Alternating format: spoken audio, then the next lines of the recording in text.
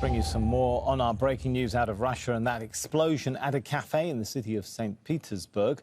Dorsa Jabari joins us from Moscow. Dorsa, what can you tell us? Well, Sammy, what we know at this point is that a 40-year-old member of the Russian military by the name of Vladlen Tatarsky has died. This man is not just an ordinary Russian soldier. He is a well-known blogger who was reporting on the conflict, and he has written many books in Russia. He's well known for his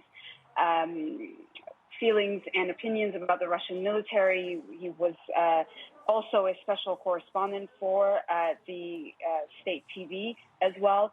He was delivering a speech at a cafe in St. Petersburg this afternoon in the very populated area in the city known as University Embankment in St. Petersburg. And that's when an explosion happened, and he has been killed as a result of it. Now, this cafe was packed with people who had gathered to hear him speak. And officials at the moment say at least 16 other people have been injured in this attack, which officials are now calling a terrorist attack. This 40-year-old Vladlen Tatarsky was someone who was very adamantly supporting Russian military activities in the Donbass region and the special military operation, as the Russians are calling it, in Ukraine.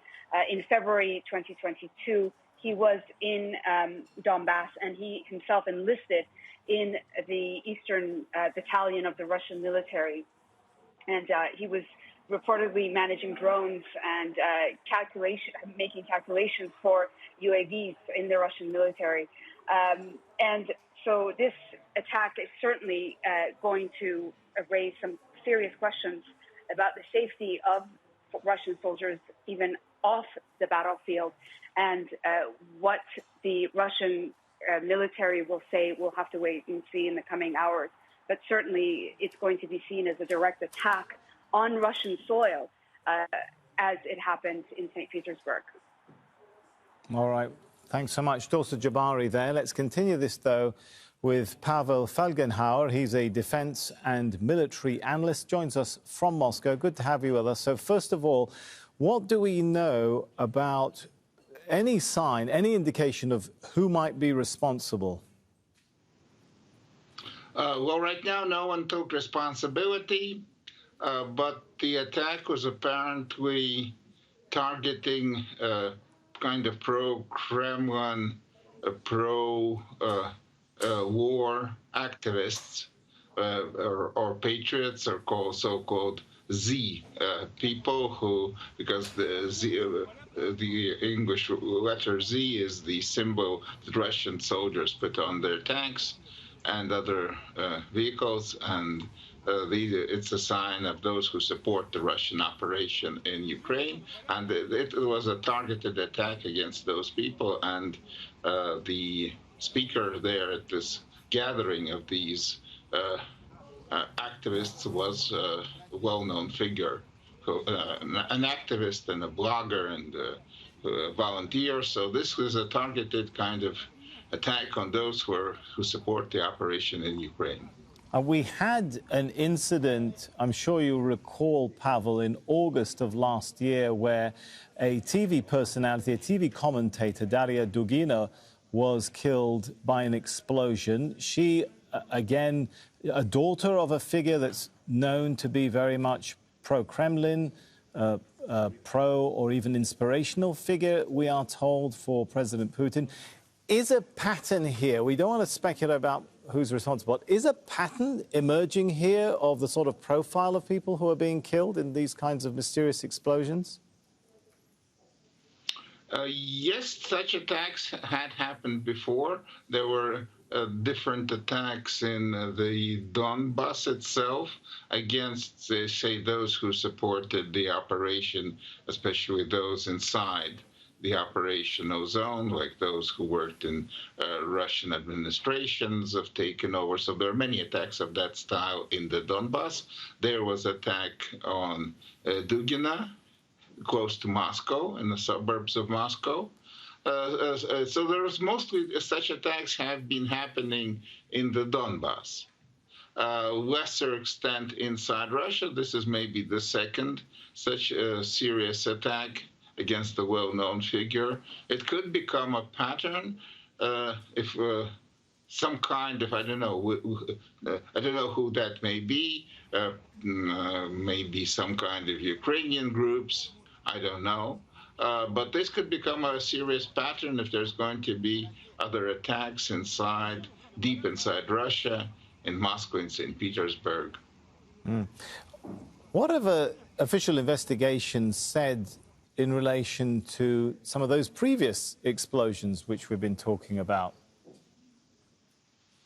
Well, those attacks against officials inside the Donbass were attributed to Ukrainian special services. They did not really deny it, most likely believing that this was legit.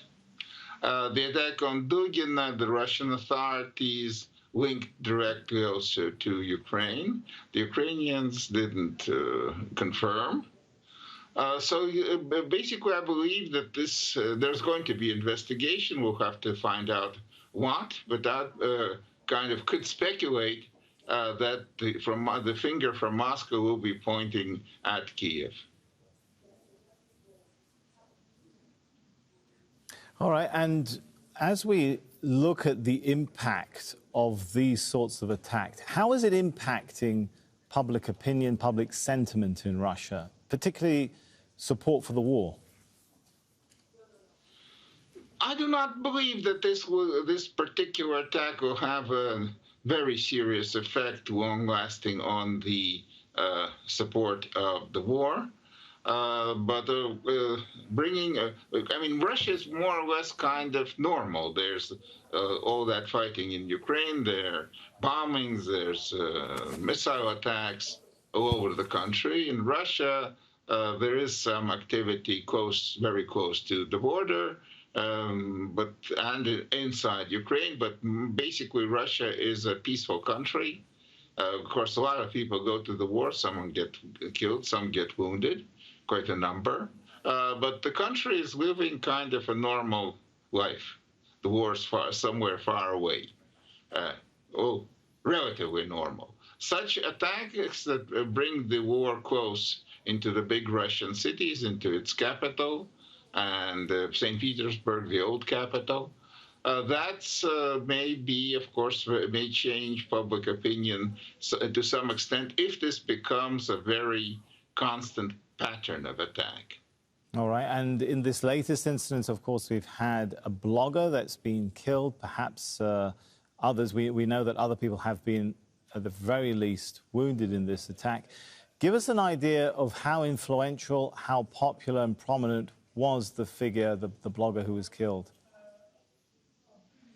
Well, he was known, especially in the so-called Z circles of supporters of the Russian operation. And this was a gathering of a club of people, of activists that support the operation. So this was, I say, this was a targeted attack. I wouldn't say that he is kind of very well known. He didn't appear much on Russian television, not that he's a national figure at all. Most likely he didn't have any kind of a security detail. He's not an official, but well known, at least in the internet and in the circles that support the operation. And I understand he had, what, over 500,000 followers on Telegram. He's seen as supportive of the war, but also at times he's been critical. He's had critical commentary on aspects of the war. Is that right? Well, many of those who actively support the war have been critical of the Russian authorities, especially the military command, saying that a lot of mistakes had been done, which is obvious, and the operation is not going as planned at all, and there are heavy losses. So yes, that criticism from those parts is rather widespread. But I don't think that this kind of such an attack had anything to do with the Russian authorities, because you see, most of these figures criticize, if not the operation, but how it's being performed. How significant do you think it is that this attack now took place in Saint Petersburg, a very historical city in Russia, of course? Well, yes, it's the old capital, and there was apparently some kind of with such targeted attacks, there would be a group, maybe not the very big one, but still organizing it, and it took time because you have to make a explosive device. It's not kind of that you can buy it in a store in Russia. And then you have to find and directly target the person you want to find. That requires intel. That requires the involvement of operators who understand how to use explosives. So this was an operation that took time to plan and perform. So this was a plan. It's not an improvisation. It was, of course, planned and planned thoroughly. All right, thank you so much, Pavel Felgenhauer there. And Dorsa Jabari joins us from Moscow once again. So, Dorsa, what are officials saying? Any details yet on who they think may be responsible for this? No, Sammy, I think it's still too early for that at the moment. What we're still trying to figure out is how this could have happened and the status of those people injured as well.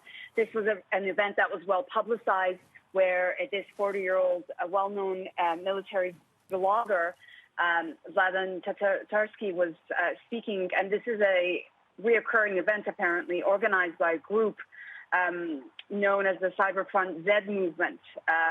And they hold weekly events, and he was the guest keynote speaker at this cafe in the heart of Saint Petersburg on what is known as the University Embankment in Saint Petersburg. He was speaking at the event started at about 5 p.m. local time, their time in Saint Petersburg, and the attack took place shortly after he took the stage area that was put together in this cafe.